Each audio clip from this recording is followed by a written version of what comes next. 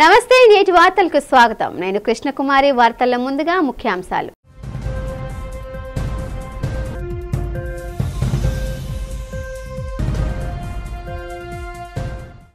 శ్రీశైలం శ్రీ బ్రహ్మరాంబ మల్లికార్జున స్వామి దేవస్థానం అభివృద్ధి సమగ్ర ప్రణాళికపై అధికారులతో సమావేశం నిర్వహించిన ముఖ్యమంత్రి చంద్రబాబు. భక్తులకు మెరుగైన సౌకర్యాల కల్పనతో పాటు అధికారులు ప్రణాళికాబద్ధంగా ముందుకు సాగాలని సూచన. జాలారిపేటలో అన్నదానంలో గెంజిపడి గాయపడిన బాధితులను కేజీహెచ్లో పరామర్శించిన దక్షిణ ఎమ్మెల్యే వంశకృష్ణ శ్రీనివాస్. మెరుగైన వైద్యం అందించాలని అధికారులకు ఆదేశం.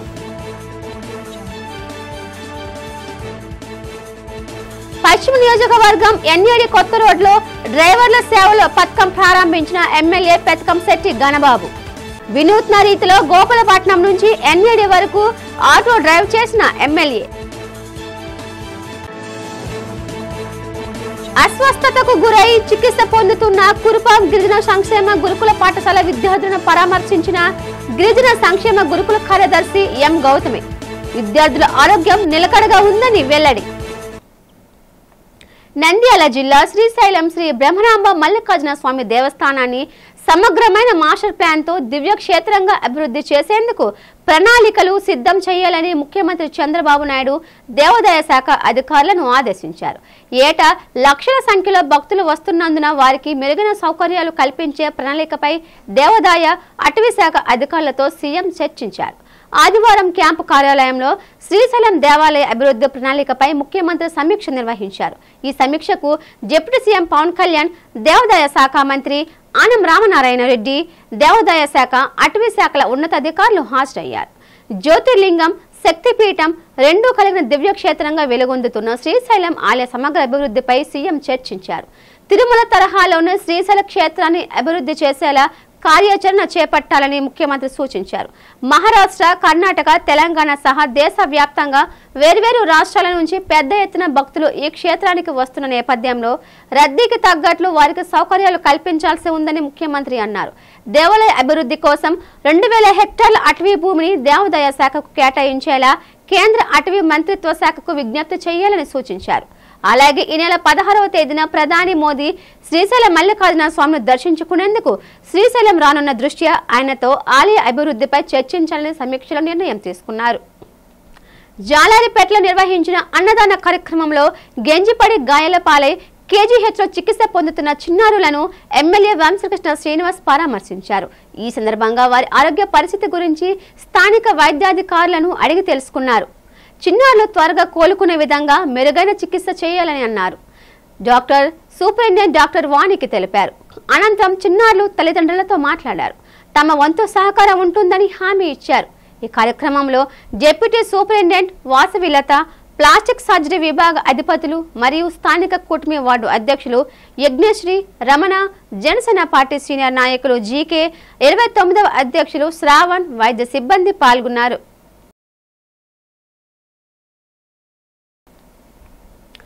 వైసీపీ నేతలకు బీసీలంటే చిన్న చూపని, తమ దాష్టికానికి బలైన చంద్రయ్య కుటుంబానికి కూటమి ప్రభుత్వం న్యాయం చేస్తుంటే అడ్డుకుంటున్నారని గుంటూరు టీడీపీ ఎమ్మెల్యే గల్లా మాధవి ఆరోపించారు.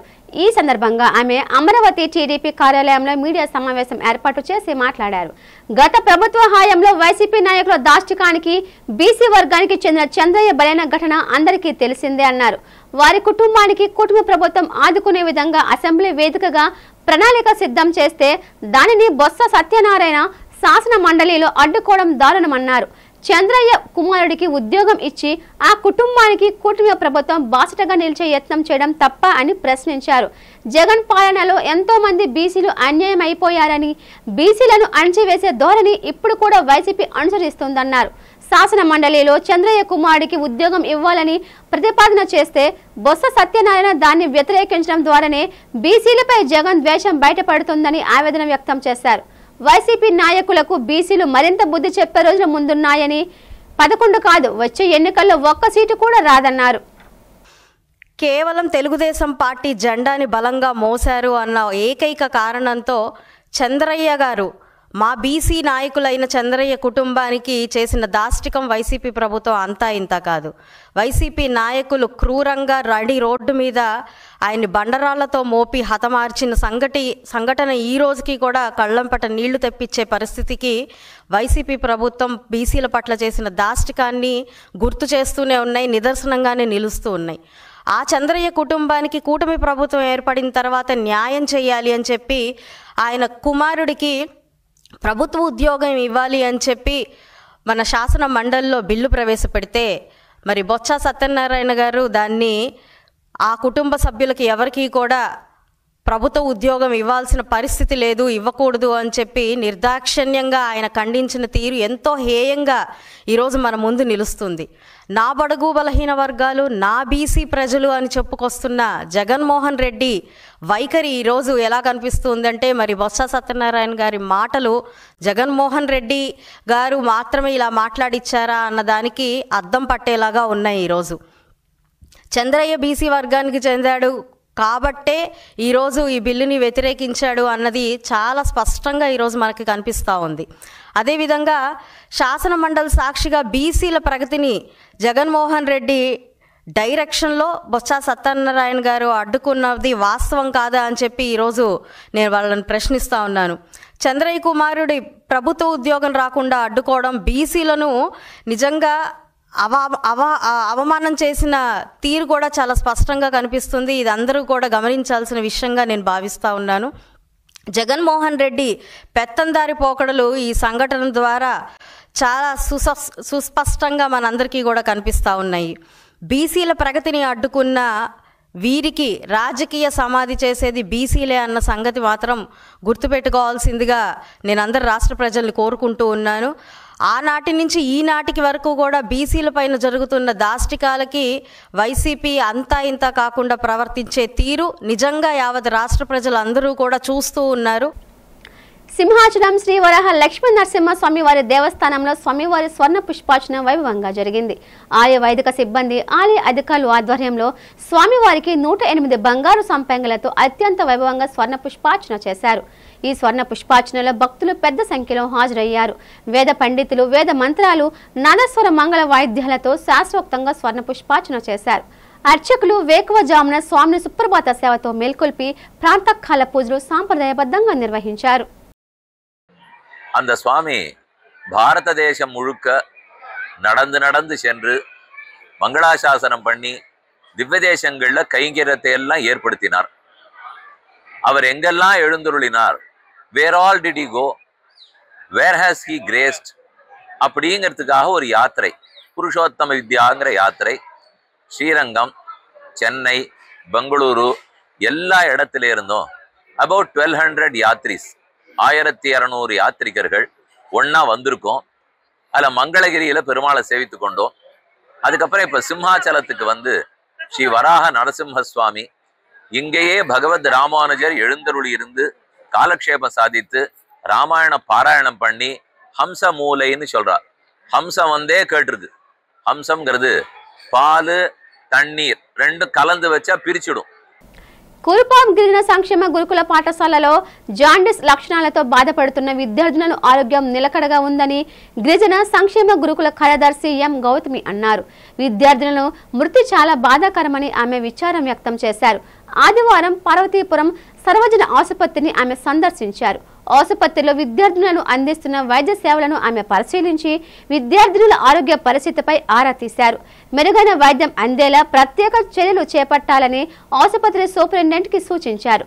ఈ సందర్భంగా ఆమె మాట్లాడుతూ సంఘటన జరిగిన వెంటనే జిల్లా యంత్రాంగం సమన్వయంతో సత్వర చర్యలు చేపట్టడంతో మిగిలిన సుమారు 600 మంది విద్యార్థులకు ఎటువంటి అనారోగ్య సమస్యలు రాకుండా ముందస్తు వైద్య సేవలు అందించడం జరిగిందన్నారు.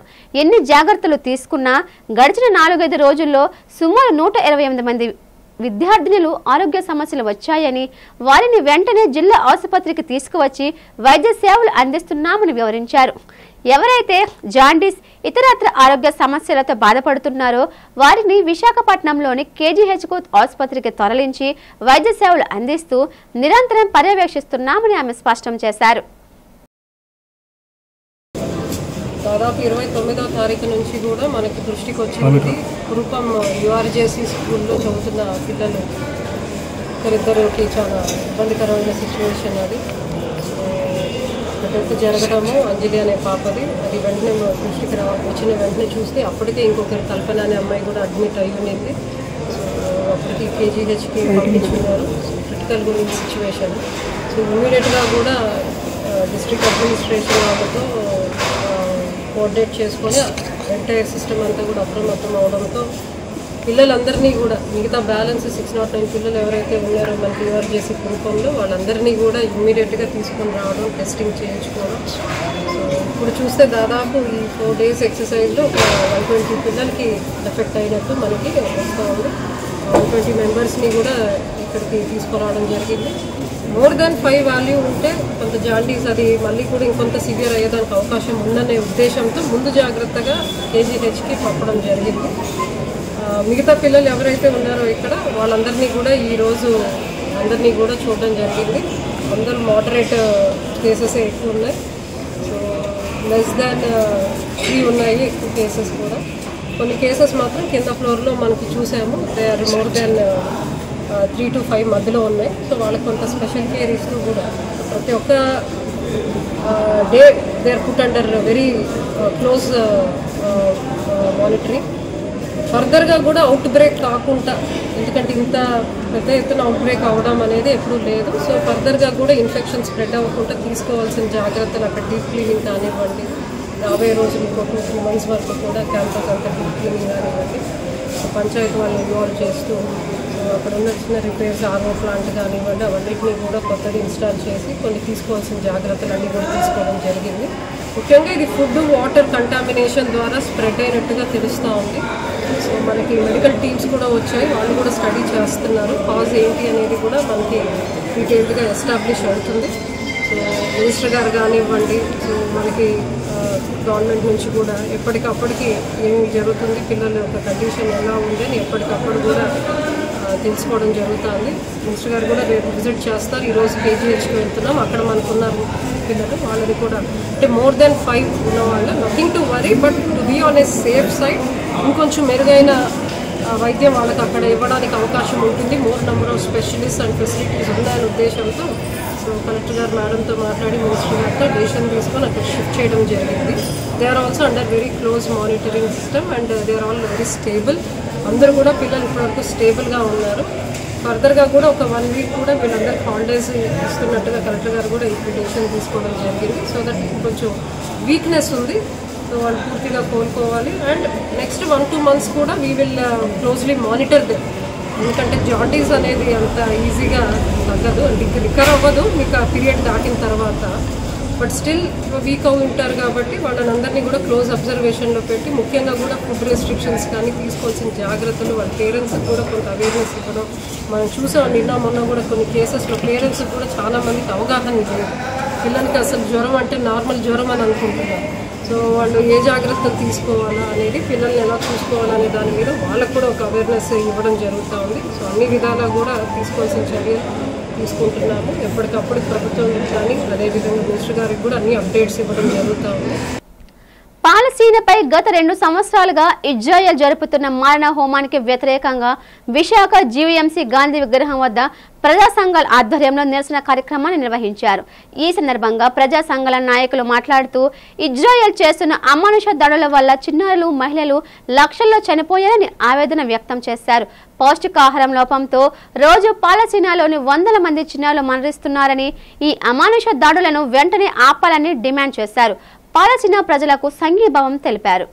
ఈరోజు దేశవ్యాప్తంగా పాలస్తీనాలో జరుగుతున్న జెనోసైడ్కి వ్యతిరేకంగా ఇలాంటి నిరసన కార్యక్రమాలు జరుగుతున్నాయి. పాలస్తీనాలో ఇజ్రాయెల్ దాడి మొదలై ఇప్పటికీ 2 సంవత్సరాలు కావస్తుంది. ఈ 24 నెలల్లో దాదాపు 70,000 మంది పాలస్తీనా ప్రజల్ని చంపేశారు. అందులో 320,000 మంది చిన్నపిల్లలు, 15 ఏళ్ళు కూడా దాటిన చిన్నపిల్లలు. ఇది పొరపాటున బాంబు దాడుల్లో జరిపోయిన వాళ్ళు మరొకటి కాదు, కావాలని తెలిసి చిన్నపిల్లల తల మీద, ఛాతీల మీద ఎయిమ్ చేసి షూట్ చేస్తున్నారు అనేది అంతర్జాతీయంగా అక్కడ పిల్లల్ని ట్రీట్ చేయడానికి వెళ్తున్న డాక్టర్లు చెప్తున్నది. అక్కడ హాస్పిటల్ మీద, స్కూళ్ళ మీద దాడులు, నిజాలు చెప్పడానికి వెళ్తున్న జర్నలిస్టులని దాదాపు 270 మంది జర్నలిస్టులను చంపేశారు.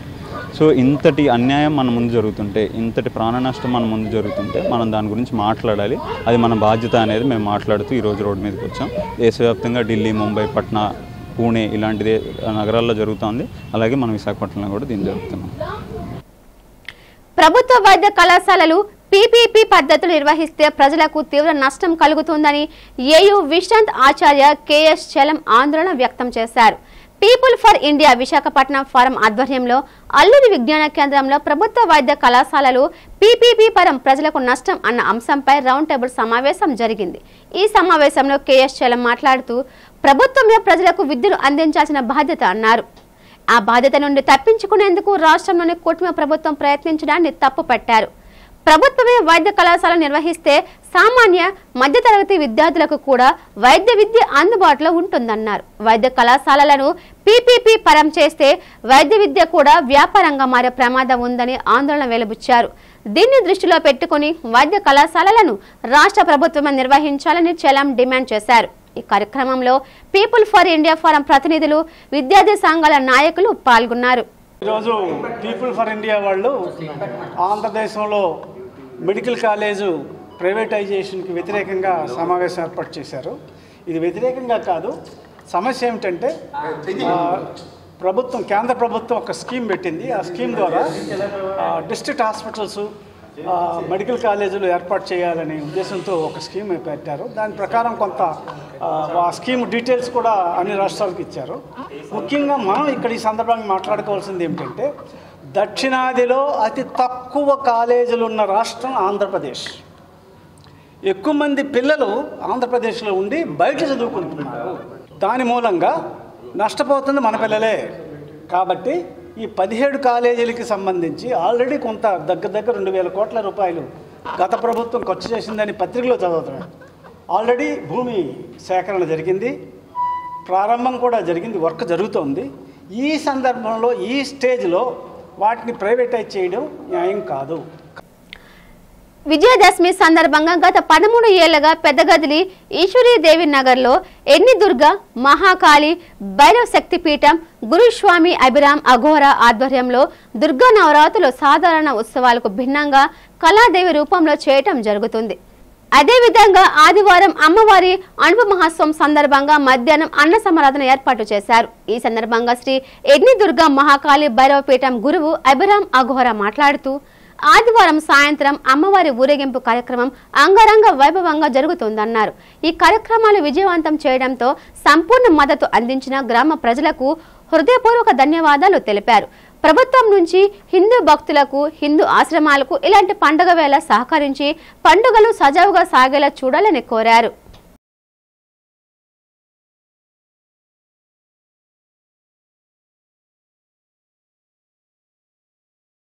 మేము 10 ఏళ్ళలాగే ఈరోజు కూడా, ఈ సంవత్సరం కూడా నవరాత్రి ఉత్సవాలు చాలా ఘనంగా చేస్తున్నాం. అమ్మవారు మేము నవరాత్రుల్లో అనగా దుర్గమ్మను కాదు, కాళీ, ప్రతి సంవత్సరంలాగే కాళీ స్వరూపం అనేది పెడుతుంటాం. ఈ సంవత్సరం అమ్మవారిని ఎప్పుడు నిల్చుని అమ్మవారు పెడుతుంది. ఈ సంవత్సరం అమ్మవారు కూర్చొని ధూమవతి రూపంలో కాళీ ఫేస్ ఇస్తూ బాడీ మాత్రం ధూమవతి రూపంలో ప్రజలకు చూపించాము.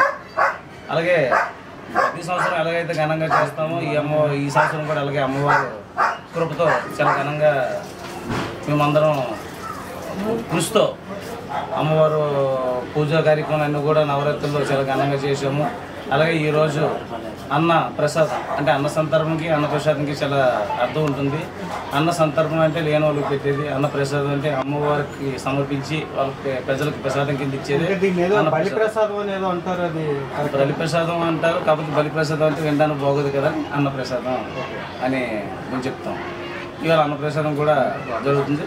మేము ఎప్పుడు కాళీ నవరాత్రుల్లో కాళీ ఆ స్వరూపంలో ఒకరోజు స్వరూపంలో కడతాం కాబట్టి మేము అమ్మవారికి అంటే మేము చేస్తున్న ఈ తాంత్రిక దీని ప్రకారంగా అమ్మవారికి మాకు తోసినట్టుగా అమ్మవారికి నైవేద్యం సమర్పించి ఆ నైవేద్యం అంతా కూడా ప్రజలు పథకులు సేకరించాలని ప్రజలకి పెడుతుంది. గ్రామస్తుల సహకారం ఎలా ఉంటుంది స్వామి?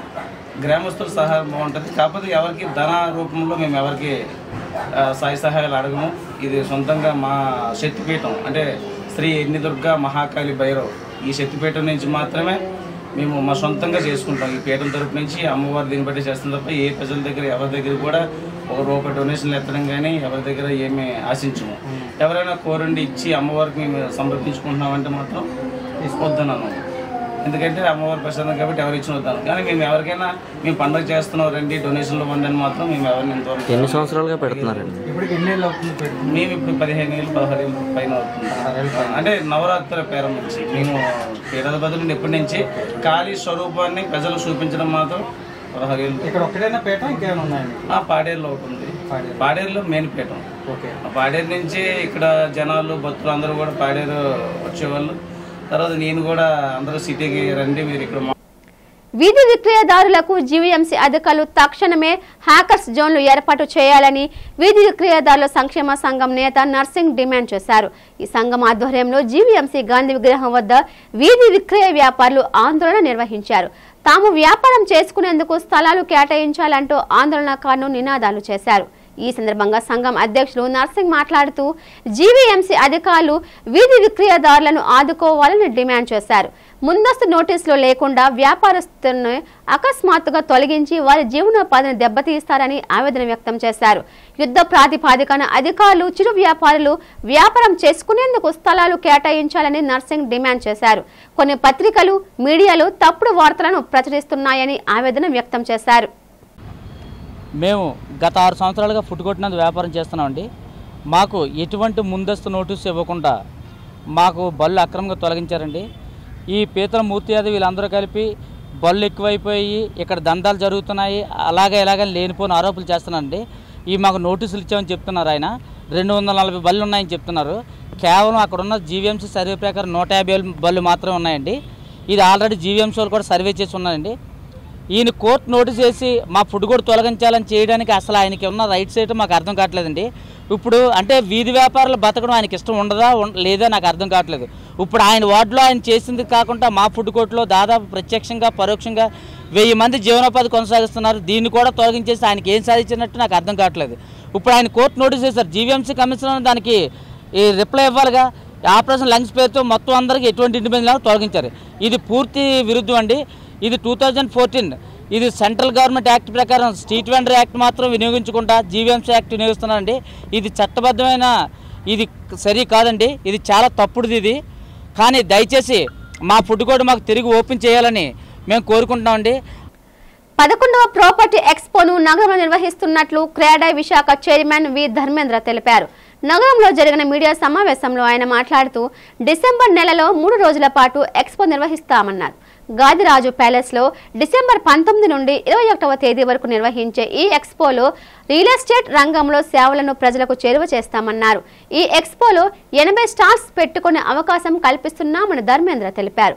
ఈ ఎక్స్పోను ప్రముఖ బిల్డర్లు, layout developers, interiors, exteriors design సంస్థలు తమ ప్రాజెక్టులు, సేవలను ప్రదర్శించేందుకు అవకాశం కల్పిస్తున్నామని తెలిపారు.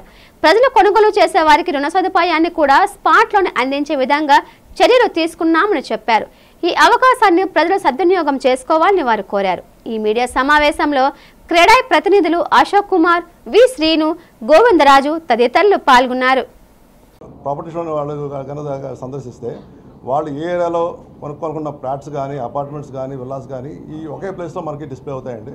దానివల్ల వాళ్ళకు కూడా ఏంటి ఒక ఐడెంటిఫికేషన్ ఆఫ్ ప్రాపర్టీ. అలాగే క్రెడాయ్ అంటే ఒక నమ్మకం అండి. క్రెడాయ్ యొక్క ప్రాపర్టీ షో అంటే ఒక నమ్మకం. ఎందుకంటే దీంట్లో ఏదైతే మనం ప్రాపర్టీస్ మనం డిస్ప్లే చేస్తామో అన్నీ కూడా నాణ్యమైనవి, గవర్నమెంట్ రూల్స్కి లోబడి ఉండి ఆ ప్రకారంగా కడతాం కానీ లేఅవుట్ వేయడం కానీ జరుగుతున్నాయి. కాబట్టి ఒక నమ్మకం మీద ప్రజలు దీన్ని యొక్క 10 ఏళ్ళగా దీన్ని ఎంతో ఆదరిస్తున్నారు. సో నేను మీ ద్వారా ప్రజలందరూ తెలియజేసేది ఏంటంటే ఈ రాబోయే ప్రాపర్టీ షోని మీరందరూ దర్శించి మీ యొక్క ఏదైతే మీరు కొనదలుచుకున్నారో అది విల్లా అవ్వచ్చు, ఫ్లాట్ అవ్వచ్చు, లేకపోతే ఒక అపార్ట్మెంట్ అవ్వచ్చు, మీకు ఈ నగరంలో అన్ని ప్రాంతాల నుంచి ఉన్న ప్రాపర్టీస్ కూడా దీంట్లో డిస్ప్లే చేయడం జరుగుతుంది. కాబట్టి మీకు నచ్చిన ఏరియాలో, నచ్చిన ప్రాంతంలో నచ్చిన ప్రాపర్టీని మీరు సెలెక్ట్ చేయవలసిందే, తీసుకునేవలసిందే మీకు విజయం చేస్తున్నాము. క్రెడై అనేది ఒక జాతీయ సంస్థ. నిర్మాణ రంగంలో, రియల్ ఎస్టేట్ రంగంలో ఉన్న దేశంలో ఉన్న ప్రముఖులందరూ కూడా కలిపి స్థాపించిన ఈ క్రెడై సంస్థ దేశమంతా కూడా విస్తరించి ఉంది. మా ఈ విశాఖపట్నం చాప్టరు దేశంలోనే 9వ అతిపెద్ద చాప్టరు. ఇక్కడ 400 నుంచి 500 మంది దాకా మెంబర్స్ ఉన్నారు. ఈ నిర్మాణ రంగం అనేది ప్రతి ఒక్కరికి సొంతింటి కలగాని వారి యొక్క కష్టార్జితాన్ని పెట్టుబడి కింద పెట్టి ఆ పెట్టుబడిని అభివృద్ధి చేసుకోవడానికి కానీ చాలా ముఖ్యమైన అవకాశం. మీరు భారతీయుల్లో చూసుకుంటే మనకి సేవింగ్ అనేది చాలా మన కల్చర్లోనే ఉంది. మనం ఇతర దేశంలో పోల్చుకుంటే 10 రూపాయలు సంపాదిస్తే కుటుంబ అవసరాలకి, ఫ్యూచర్కి కానీ, మన యొక్క హెల్త్ అండ్ అదర్ సోషల్ రిక్వైర్మెంట్స్కి కానీ వీటిలన్నిటిని దృష్టిలో పెట్టుకొని మనం ఒక 10 రూపీస్ ఇన్కమ్ సంపాదిస్తే దాంట్లో 5 రూపాయలు 6 రూపాయలు మనం ఇన్వెస్ట్ చేయాలనుకుంటాము. ఆ ఇన్వెస్ట్మెంట్సే మన కుటుంబానికి ఒక సోషల్ సెక్యూరిటీ కింద, ఒక ఆధారం కింద ఉంటూ ఉంటుంది. ఈ ఇన్వెస్ట్మెంట్ చేసేటప్పుడు సొంత వినియోగానికి కొనుక్కునే గృహం కానీ, ఆర్థిక అభివృద్ధి కోసం పెట్టే పెట్టుబడులు ప్లాట్లలో కానీ, రెంటల్ ఇన్కమ్ కింద వచ్చే విధంగా ఇన్వెస్ట్మెంట్స్ కానీ ఎక్కడి చేస్తే వారికి సరైన ఎప్రిసియేషన్ వస్తుందని, సరైన వారికి ఒక ఎక్స్పీరియన్స్ ఉంటుందనేది, స్టాండర్డ్ ఆఫ్ లివింగ్ బెటర్గా ఉంటుందనేది తెలియపరచడానికి ఈ క్రెడై ప్రాపర్టీ ఎక్స్పో కొద్ది సంవత్సరాల క్రితం ప్రారంభించడం జరిగింది. ఎంతో ప్రతిష్టాత్మకంగా నిర్వహించుకున్నటువంటి ఈ ప్రాపర్టీ షో ఈ సంవత్సరం డిసెంబర్ 19, 20, 21 తారీఖుల్లో బీచ్ రోడ్, అప్పుగర్ దగ్గర ఉన్నటువంటి బీచ్ రోడ్ ఏరియాలో ఉన్న గాదిరాజు ప్యాలెస్లో 20,000 SFTలో సువిశాలమైన ప్రదేశంలో ఈ ప్రాపర్టీ షోని నిర్వహించుకోవడం జరుగుతుంది. మొత్తం 72 స్టాల్స్గా మేము దాన్ని విభజించడం జరిగిందండి. 72 స్టాల్స్లో ఒక 7 టైప్స్ ఆఫ్ స్టాల్స్ ఉన్నాయి. టైటిల్ స్పాన్సర్గా ఈ స్టేట్ బ్యాంక్ ఆఫ్ ఇండియా వారు వ్యవహరిస్తున్నారు. అలాగే premium diamond, gold, bronze, silver and pearl అగా 7 రకాల విధమైన స్టాల్స్ మేము ఏర్పాటు చేయడం జరుగుతుంది. డ్రైవర్ల సంక్షేమానికి ముఖ్యమంత్రి చంద్రబాబు నాయుడు కృషి చేస్తున్నారని పశ్చిమ నియోజకవర్గ ఎమ్మెల్యే ప్రభుత్వ విప్ గణబాబు అన్నారు. ఈ సందర్భంగా ఆటో, టాక్సీ, క్యాబ్ డ్రైవర్లకు ఆర్థిక సాయం అందించేందుకు ఆటో డ్రైవర్ల సేవల పథకం ప్రారంభోత్సవ కార్యక్రమాన్ని ఎమ్మెల్యే గణబాబు ఆధ్వర్యంలో ఆటో డ్రైవర్ల సేవల పథక ప్రారంభోత్సవ కార్యక్రమాన్ని నిర్వహించారు. జీవీఎంసీ 90వ వార్డ్ ఎన్ఏడి కొత్త రోడ్ మద్దెలపాలెం వెళ్లే బస్ స్టాప్ వద్ద గల ఖాళీ స్థలంలో ఈ కార్యక్రమాన్ని శనివారం నిర్వహించారు. గణబాబు వినూత్న రీతిలో గోపాలపట్నం నుంచి ఎన్ఏడి జంక్షన్ వరకు ఆటో నడుపుతూ లబ్ధిదారులతో ర్యాలీగా వచ్చారు. అనంతరం ఏర్పాటు చేసిన బహిరంగ సభలో ఆటో డ్రైవర్ల సేవల పథకాన్ని ప్రారంభోత్సవానికి 15,000 ఆర్థిక సాయం చెక్కును గణబాబు చేతుల మీదుగా అందజేశారు. ఈ సందర్భంగా ఆయన మాట్లాడుతూ ఆటో డ్రైవర్ ఒక కుటుంబాన్ని ఏ విధంగా సురక్షితంగా ఇంటికి చేరుస్తారో అలాగే సీఎం చంద్రబాబు కూడా ఏపీని కూడా సురక్షితంగా ఉంచుతున్నారని స్పష్టం చేశారు. వినియోగదారుడికి అందుబాటులో ఉండేది ఆటోలే. సో అలాంటి ఆటో కార్మికులకి ఏ రకంగా, నేను ఎందుకంటే ఇందులో ఆలోచన కూడా చేయాల చంద్రబాబు నాయుడు గారు, వెంటనే ముందు డెసిషన్ తీసుకోవాలి. ఇప్పుడు ఇంకా అనేక సంక్షేమ కార్యక్రమాలు చేయాల్సినటువంటి ఉన్నాయి. ఒకవైపు విద్య, తల్లికి వందనం ఇవ్వాలి, తప్పనిసరిగా ఇవ్వాలి, ఎంతమంది పిల్లలు ఉంటే అంతమందికి ఇవ్వాలి. పెన్షన్ 4,000, 1,000 రూపాయలు ఎట్ ఏ టైం పెంచి రాష్ట్ర వ్యాప్తంగా అదనంగా బడ్జెట్ అయింది. అంటే ఇవన్నీ ఎందుకు చెప్తున్నానంటే ఈ ప్రభుత్వం ఎక్కే టైంకి 10 లక్షల కోట్ల అప్పు ఉంది. ఆ అప్పుకి వడ్డీ కట్టడానికి సరిపోదు మన ఖజానా. సంపద సృష్టించాలి, అందరికీ సంక్షేమం అందించాలి. సంక్షేమం మామూలుగా కాదు, డబుల్ సంక్షేమం అందించాలి.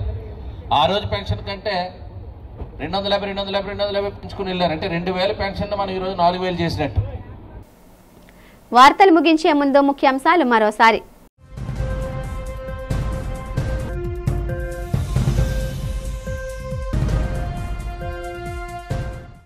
శ్రీశైలం శ్రీ బ్రహ్మరాంబ మల్లికార్జున స్వామి దేవస్థానం అభివృద్ధి సమగ్ర ప్రణాళికపై అధికారులతో సమావేశం నిర్వహించిన ముఖ్యమంత్రి చంద్రబాబు. భక్తులకు మెరుగైన సౌకర్యాల కల్పనతో పాటు అధికారులు ప్రణాళికాబద్ధంగా ముందుకు సాగాలని సూచన. జాలారిపేటలో అన్నదానంలో గెంజిపడి గాయపడిన బాధితులను కేజీహెచ్లో పరామర్శించిన దక్షిణ ఎమ్మెల్యే వంశకృష్ణ శ్రీనివాస్. మెరుగైన వైద్యం అందించాలని అధికారులకు ఆదేశం.